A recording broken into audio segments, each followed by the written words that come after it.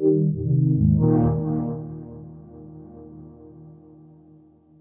my name is Julian Love, and I'm the lead VFX artist for Diablo III. So Julian, what was it like bringing the Necromancer back to life in Diablo 3? Well, it's kind of a joy, like we always wanted to bring the Necromancer back. Like from the very onset, there was discussion like right away with Diablo 3. Like Necromancer was right up there as a class we wanted to bring back. Ultimately, we felt like there were some other classes that we wanted to get into the game first, and so it took us a while. But now that we're here, like the whole team is energized around the notion of bringing this guy back. It was like just a jump for joy when it was announced. This is what we're doing! Oh my god! So yeah, it's awesome to revisit a class that everybody loves so much, and to now translate that class forward from Diablo 2 into Diablo 3. Diablo 3 classes are a lot bigger content-wise, right? And we need to do a little work to sort of distinguish the Necromancer from the Witch Doctor, which turns out to not be so difficult as I think everyone imagined. With the Witch Doctor, your pets are a very passive experience. You launch them into the world, and then you just do stuff, right? And you have to deal with them, and that's okay for the Witch Doctor. But on the Necromancer side, we're letting you command them around the battlefield. You can target specific monsters. They'll focus fire with a damage buff. Makes them a very effective, powerful single target takedown skill. They're a big part of your damage output rather than just existing as, say, tanks or whatever, right? And the resource is different. We've got essence rather than mana. It's something you have to work to recover, and that opens the door for some new kinds of gameplay. So a good example of that would be Siphon Blood. Siphon Blood is a primary skill. It's a single target channel skill. It lets you recover both life and essence. So as soon as you run out of essence from, say, maybe you were bone spearing or whatever, and you run out, and then you just switch to Siphon Blood, recover that stuff real fast, get back to your monster murdering mayhem. What's it been like working with a class that 20 years ago was released, and now you have all this new technology and hardware at your disposal to make them so much more interesting and diverse and do the things you probably wanted to do 20 years ago?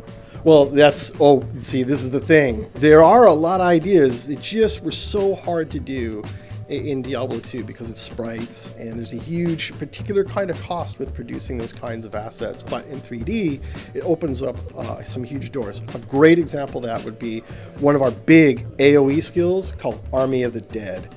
So when we say army, we're not talking about 20, we're not talking about 50 skeletons, we're talking about over 100 skeletons being risen from the ground, charging to the center, and doing mass damage. You think about it, like if you're a monster and you got attacked by 100 plus skeletons, survival rate on that, like 0, right?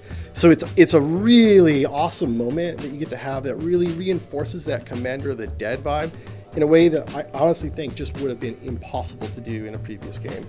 Can you talk about why it takes so long to develop and define a class specifically in Diablo 3?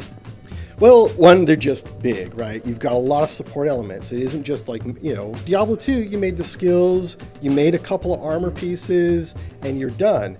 D3, it's a very different experience. You've got a lot of different armor sets you've got to support. You've got the runes, not just the skills, but all the variations. So for us, that's like 6 times 22 skills. It's a huge, I don't think that's math, so I don't know what the number is, but it's massive, right?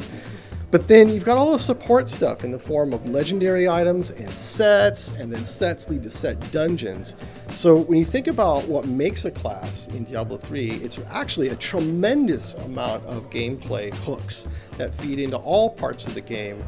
We were making some zones. You introduce a new class and you need to kind of give them some context, or they don't really necessarily feel like they belong to the game. So when you get all those pieces together, that's what makes it a really big experience, and that just takes a lot of time. And how has fan feedback in the Rebirth so far help improve and develop the Necromancer as it was secretly being worked on?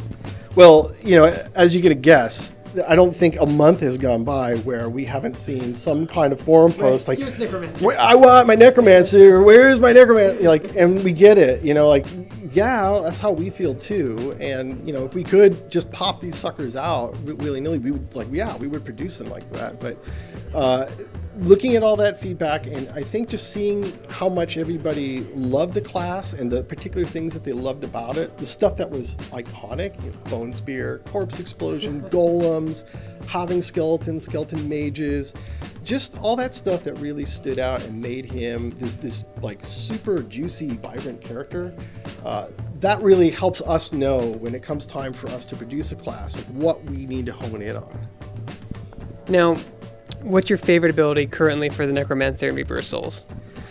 Well, I've talked about a few, and it's easy to say Army of the Dead because, right? And Corpse Explosion is pretty amazing. We let you blow up 10 corpses at a time, which it's pretty unfair to monsters, as a whole, not that they don't deserve it, but I'm kind of going to go with Blood Rush. If you think about older Diablo classes, there wasn't really a mandate that they all have a movement skill. Some of them got it and some of them didn't.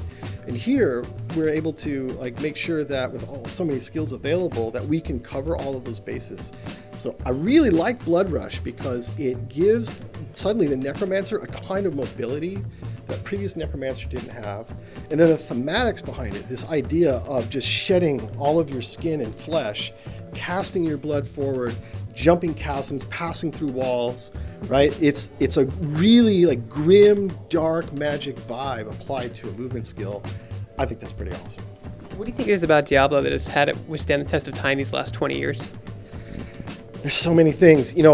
If you think about Diablo, it's a very unique game on the landscape of RPGs. It does some pretty awesome but inexplicable things, like combining classic undead fantasies and horror monsters with demons, and then angels. But the angels aren't really necessarily good guys, right? And there's a lot of ambiguity in that. But all of it is sort of a context for humanity, right? So I think the thing about Diablo is that it's a very human experience. It's a very grounded experience that people can easily relate to, right? You see the plight of humanity set against all of these dark forces. And it just, in addition to just being so easy to play, I think it's just easy to get. And so when you've got your choice at the end of the day, what game you want to sit down and play, it's an easy game to just come back to time and time again, and pop open a beer and click a little bit, destroy some demons, and it's just a great time. So what are some of the challenges when porting a game that's actually at its core pretty graphically intensive onto PS4 and Xbox One? It's not too hard. I think everybody thought it was going to be pretty difficult, but the truth is, Blizzard has always maintained, this idea of supporting a broad range of hardware. So even on the PC side, we support some pretty old machines, as a matter of course. So we have to always be thinking about that as we're building everything for the game. We have to constantly be paying attention to how can we do this, but make it reasonable, look good, but be reasonable enough that it isn't going to break the bank for everybody, and also isn't going to turn into such a wildly tiered experience where people who have a great machine get a great experience, people have a not so good machine get a not so. So we want to make sure that it's pretty consistent. And that overall focus from the outset, I think when it came time to port that stuff to PlayStation and Xbox, honestly, I think it took us maybe about, my end, it maybe took just a couple of months of just sort of going through massaging some stuff. Not too bad. The real trick was making the game feel like it was born on the console. That was a trick. That's where the difficulty was, not so much on the performance side. Of course, I say that, and there's probably a programmer who's going to... Yeah. He's like, that took 3 years to do.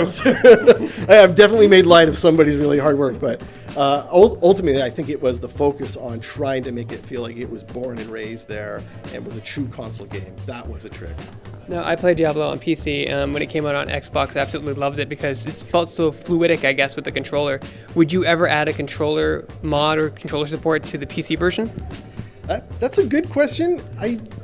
I'm sure we've kicked that one around, but it's not one that I would be familiar with. Yeah, it's a whole UI change when you do that. Yeah. I honestly, I have to say, I don't know the answer to that. What are you most excited about for people to experience with the Necromancer in Diablo Reaper of Souls?